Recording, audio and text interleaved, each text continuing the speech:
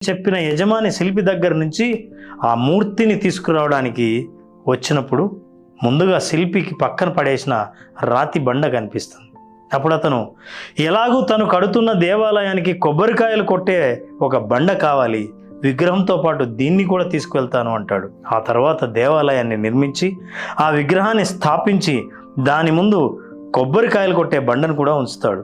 కొన్ని వేల మంది భక్తులు ఆ బండ మీద కొబ్బరికాయలు కొట్టి ఆ దేవతా విగ్రహాన్ని ఆరాధించి వెళ్తూ ఉంటారు. అప్పుడు ఆ విగ్రహం అంటుంది, నువ్వు ఆ రోజే గనక కాస్త సహనం వహించి బాధలు పడి ఉంటే ఈరోజు విగ్రహంగా మారి పూజలు అందుకునేదానివి కదా అని. ఈ మాట మన జీవితంలో నిజం కాదా? కొంత బాధను, కొన్ని కష్టాలనే భరించలేని వ్యక్తులు భవిష్యత్తులో చాలా బాధల్ని, కష్టాలని పడాల్సి వస్తుందని తెలుసుకోకపోవడం చాలా బాధాకరం.